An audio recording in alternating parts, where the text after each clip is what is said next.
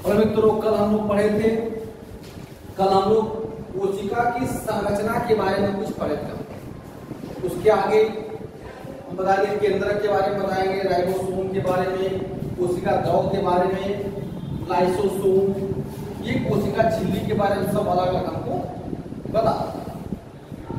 ठीक है, तो हम इस समय पढ़ेंगे कि सबसे छोटी कोशिका, सबसे बड़ी कोशिका, कौन से जीव का सबसे बड़ा होता है, सबसे छोटा होता है, ये सब के बारे में हम लोग जानने वाले हैं।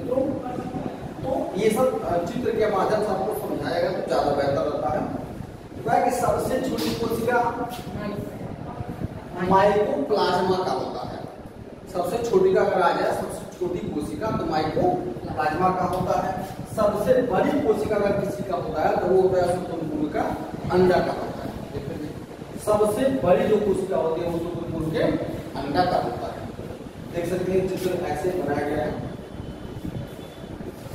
मानव शरीर की सबसे छोटी कोशिका, अब देखिए अगर सामान्यतः सबसे छोटी कोशिका कहेगा तो माइकोप्लाज्मा कहेंगे। मानव शरीर की अगर कहेगा, मानव शरीर की सबसे छोटी कोशिका कहेंगे शुक्राणु का।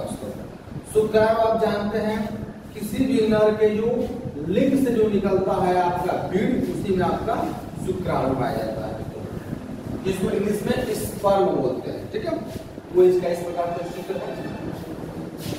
मानव शरीर की सबसे बड़ी और मानव शरीर की सबसे छोटी कोशिका थी शुक्राणु, और मानव शरीर की सबसे बड़ी कोशिका वो है अंडाणु। याद रहेगा। अब सिर्फ सामान्यतः का सबसे छोटी कोशिका कहेगी तो माइकोप्लाज्मा कहेंगे, और सामान्यतः सबसे बड़ी कोशिका कहेगी तो हम कहेंगे शुतुरमुर्ग का अंडा। लेकिन वही जब मानव शरीर की बात कहेगा तो हम कहेंगे शुक्राणु सबसे छोटा होता है और अंडाणु सबसे बड़ी कोशिका होती है। अब अंडाणु क्या होता है?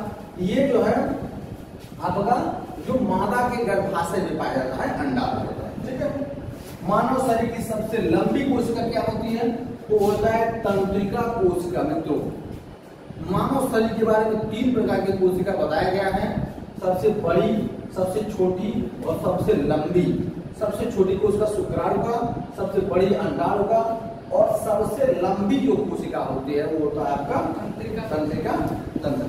ठीक है, अब देखिए कोशिका की बात है तो ये आपके जंतु कोशिका का कुछ नामांकित चित्र कुछ इस प्रकार बनाया गया है। आप देख सकते हैं ये जंतु कोशिका का चित्र है।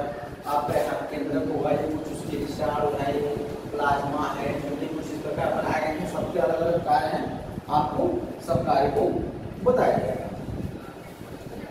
ये अभी आपको बताया कि ये जंतु कोशिका का चित्र है, और ये आपका पादप कोशिका। पादप कोशिका का मतलब होता है पौधा।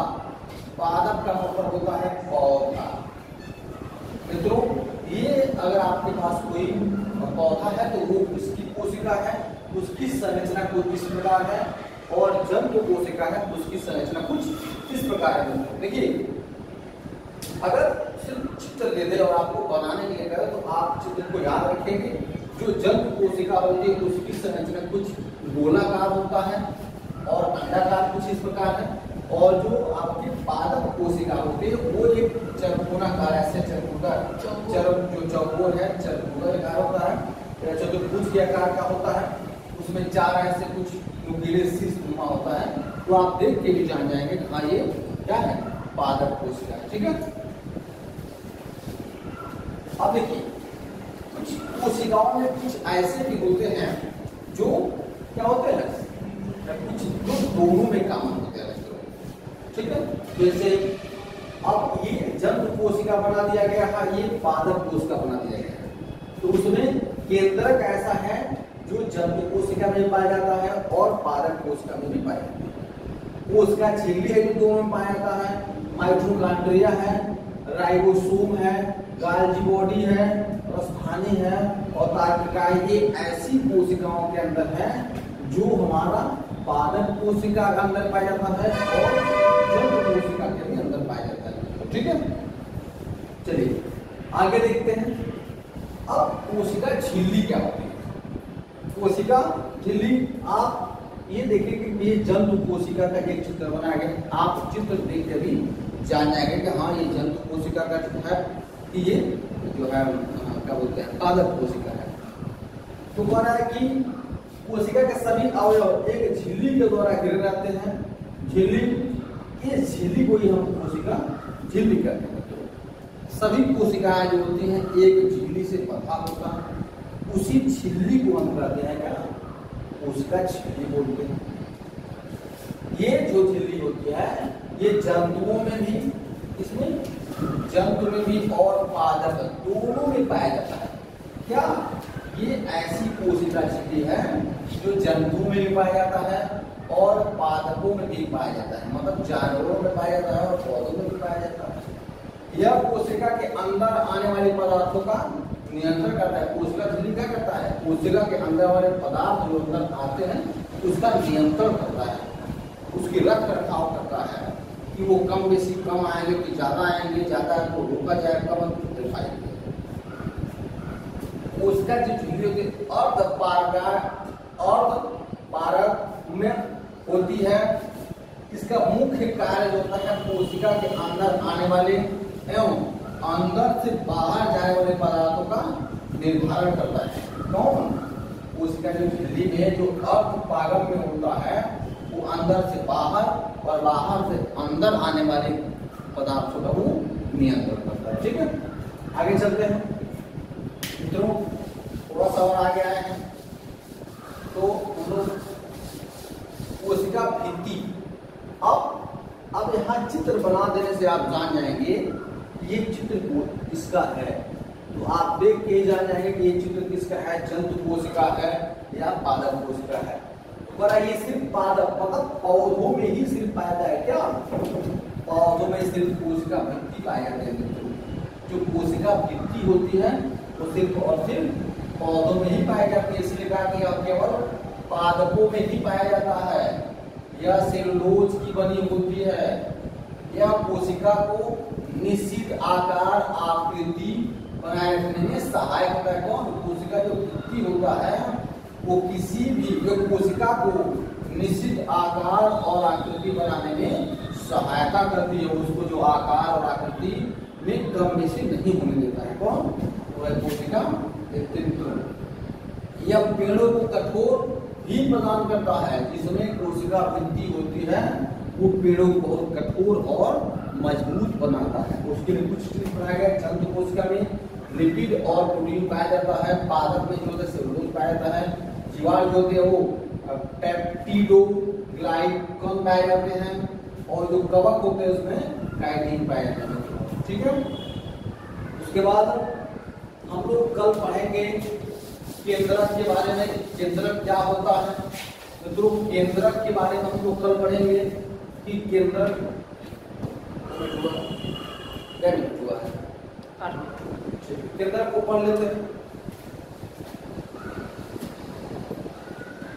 कोशिका के मध्य में एक संरचना होती है जिसे हम केंद्रक कहते हैं। देख सकते हैं ये केंद्रक का ऐसे चित्र बनाया गया है, कोशिका के मध्य में स्थित है, जिसे हम केंद्रक कहते हैं। चित्र जैसे आप इसको नोट्स बनाएंगे तो इसी प्रकार बनाते रहेंगे।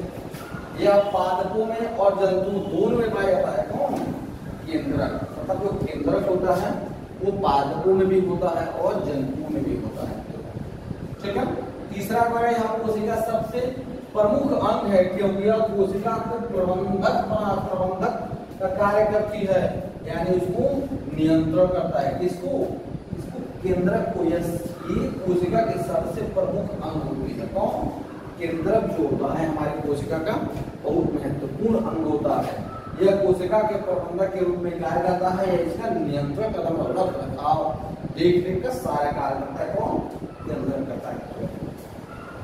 इसे कोशिका का दिमाग भी कहते हैं। इसी के अनुसार चलता है कोशिका, आपकी केंद्रक के अनुसार ही मित्रों चलता है।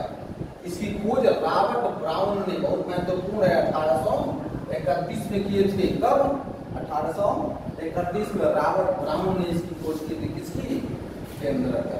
और रॉबर्ट हुक ने किसका खोज किया था, तो मृत कोशिका का। इसमें डीएनए, आरएनए और गुणसूत्र भी पाए जाते हैं।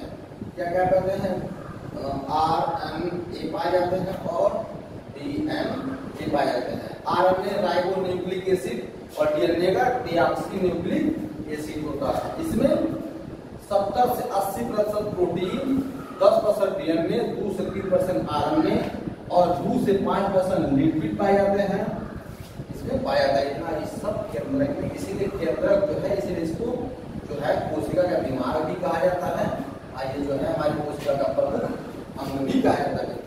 मित्रों अगर आप हमारे चैनल पर नए हैं तो चैनल को सब्सक्राइब कर दीजिए, वीडियो को लाइक कर दीजिए, अपने और मित्रों के पास शेयर कर दिए, ताकि आपको प्रतिदिन, ये आज पार्ट 2 था, ये आज पार्ट 2 था, पार्ट 1 जो है आप जाके आप जो है जब वीडियो लाइक और शेयर करेंगे तो आप अंदर जाके चैनल पे खुद के आप उसको वीडियो में पा सकते हैं कि पार्ट 1 था, ये तो पार्ट 2 में।